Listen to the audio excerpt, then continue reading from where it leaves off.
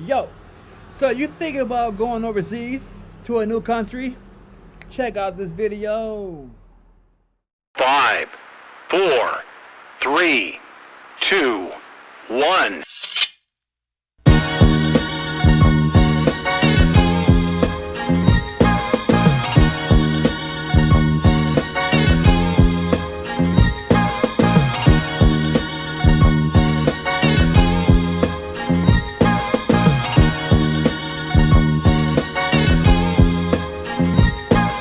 Alright, welcome back to my YouTube channel, C.A.C.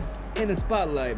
And in this video, I'm going to discuss 3 questions that you need to answer before you make that purchase and travel overseas, okay? Now, let's get into the content of this video, because the information that I'm going to share with you, I truly believe will help you before you make a purchase, okay? Now, the first question you want to ask yourself before you travel overseas is, where do you want to go? Where do you want to go? And this question is very important because there are certain countries in the world that are extremely problematic, where your life will be in jeopardy if you should encounter the wrong peoples. For example, Americans, we are detested extremely by countries in the Middle East, Arab nations, okay? Not to paint, Arab countries or Arab people with a negative brush. I'm just saying that there is a lot of hostility that still exists in the Middle East towards us because of differences in religious beliefs, okay? So you have to be very careful and mindful of that.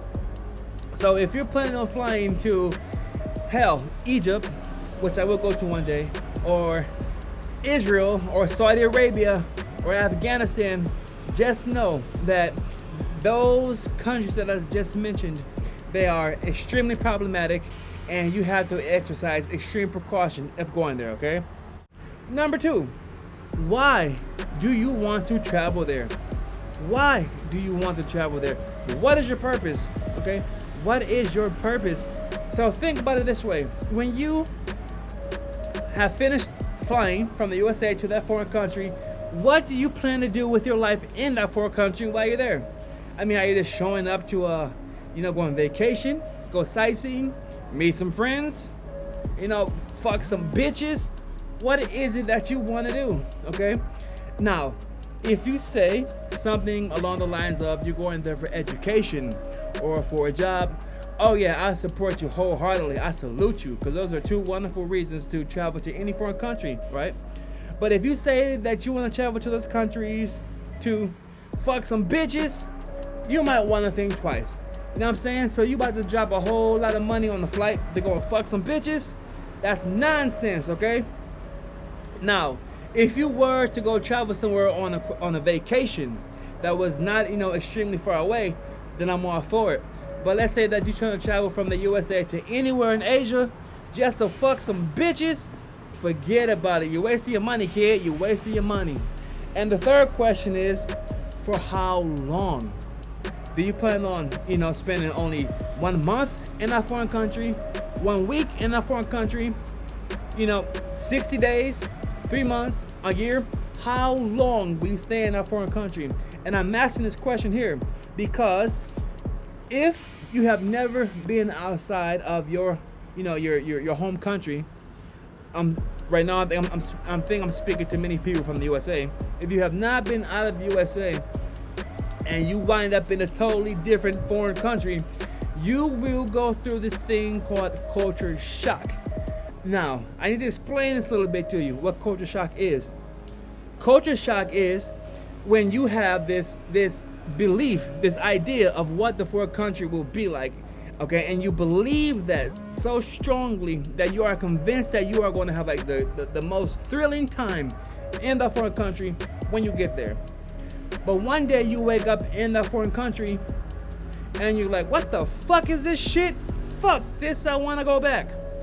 That's culture shock. Now that doesn't happen initially. That takes maybe 30 to 60 days before you get to that point where you say, what the fuck is this shit? This is not what I expected. That's the culture shock. When your balloon has been popped by the reality. That's culture shock. Now, I bring this up because let's say that you intend to stay in the country for 90 days.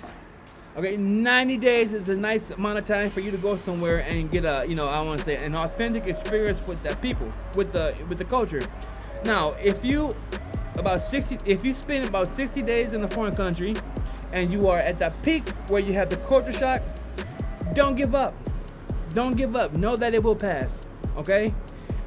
At that mark where you're at culture shock, that is when you want to, retreat a little bit internally and carve out your own area in your mind so you can keep your sanity. Now, if you can make it past, 90 days to a whole year, you can get through culture shock, because after that, that time period, you will have come to accept the differences and create your own bubble that you can live in comfortably. Okay, so again, how long will you plan on staying in that foreign country? Now, if you're moving there for employment, I think, for me, my opinion here would be 1 year is a nice time to stay in a foreign country for employment. That way you get the real life experience of a person who is living in a foreign country. Because if you're only going to a foreign country for 30 to 90 days, you're not getting the full life experience. You're still there only as a tourist. And tourists and real life people have totally different lives that they live in that foreign country. Okay, now another thing I want to add on to this video before I conclude is that you have to know how long you plan on staying in that country, because you need to get the appropriate visa, okay, for that country according to how long you're going to be there. Now, if you're going for student purposes, for studying, I think maybe you can get a 90-day visa maximum, depending on where you go. Like, I'm at an embassy. You can contact the embassy for the countries if you need more detailed information. But I know, as a rule of thumb, if you are a student, 90 days. If you're a tourist, 60 days. And employment, 1 year. Okay. So before you purchase any tickets and take any flights, make sure that you consult the embassy for the foreign country to which you will be traveling, and you get the appropriate visa according to how long you will stay in that country. Okay, yeah. And with that being said, like in this video, as I mentioned, if you're traveling anywhere for bitches, that is the wrong reason.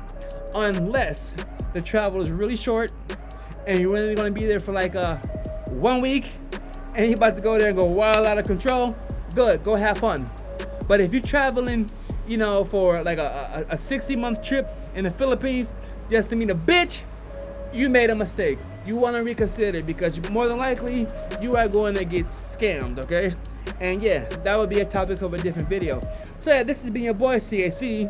in the spotlight, talking about you, or talking to you about the reasons why you want to travel. Okay, and I hope that the content I share with you is beneficial, because I would hate to know that one of you on my page following me have foolishly bought a plane ticket to travel all the way across the world just to have a fucked up experience. Okay, so boom, I'm out of here. C.A.C. in the spotlight. Like, subscribe, share, comment, all that good shit. Peace.